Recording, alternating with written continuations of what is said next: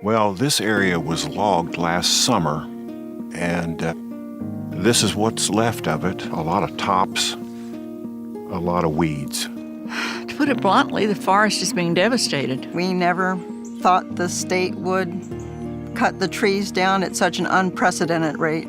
What they've been doing recently has been a significant amount of what I would call clear cutting. They've increased the amount of logging to levels that were never, ever carried out before. They came in with bulldozers and dumped gravel throughout the system and basically ran roads down all the ridge tops and pushed the trees out of the way. And I worry that in the future it will change the nature of the forest to the point where it isn't the same.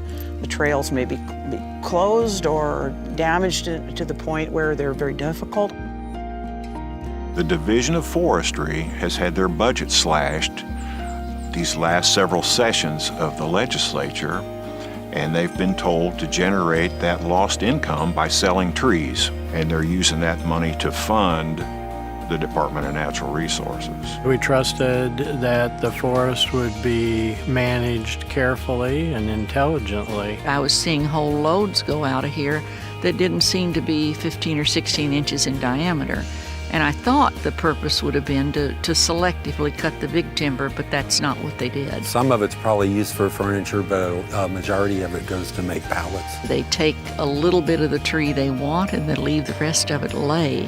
They don't do anything but mark trees and cut timber. They don't reseed, they don't go in and plant, they don't fertilize, they don't do anything other than mark and cut trees and sell trees. Used to have people come and spend all 3 weekends of hunting season either camped out or in their cabins, and those people don't return anymore. Back in the 90s, used to come into these woods, I would see 8, 10 deer just about every time. Now I'm lucky to see one. There is a clear cut up in there that I can't walk through, so I know the deer can't walk through it. I've seen 5 or 6 deer feeding around one oak tree, but that oak tree's gone. There's a lot of species that need intact forest and contiguous dark forest in order to survive. That's both in the plant community and in the animal community. We raise sheep. We've never had trouble with coyotes before. They're around us, we hear them.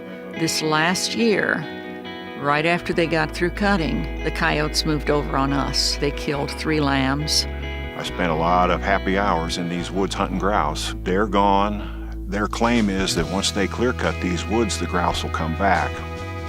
They're gonna have to prove that to me. Our back roads are just, they were a rutted, muddy mess. Because they're not really designed to have 18-wheel trucks run up and down them. These are just county roads. And the county bridge going out through 80ville has a limit on it, and they take 2 and 3 times that much over the bridge all the time. Clear cutting in particular causes pretty significant erosion, and you'll have a siltation problem in the river. A couple of years ago in 2013, we had a sediment accumulation on the banks and up on the roads where we hadn't had it before. The groups that are concerned about this logging, like the Indiana Forest Alliance, are not saying they're against all logging on the state forests. They do log private land here, and a lot of people earn a good living off logging, but they do it in such a way that they can sustain it. I don't think we can sustain this kind of logging for more than 10 or 12 more years, and then these forests will all be gone. Most timber buyers are getting most of their wood from private woodlands, and they don't need a stick of lumber from the state forests. They get like 40% of what a private landowner would get for his timber. Today there is a glut of wood on the market in Indiana. There isn't some serious demand out there for state forest wood. I think our trees in the state forest shouldn't be treated as a cash crop. Economics cannot be the main reason for everything we do. This is short-term gain and long-term loss. There have to be alternatives, I'm sorry, to getting rid of the trees. There just have to be. Most people don't know what's going on. It's an urgent matter. We just really need to wake up and act before it's too late. Within 20 years, under the current lumbering plan, they intend to enter every single tract in the state forest system and log. We have to be stewards of the land, not owners of the land, and there's a big, big difference. This, for me, is not just a place to ride. This is a place to be part of something greater than myself.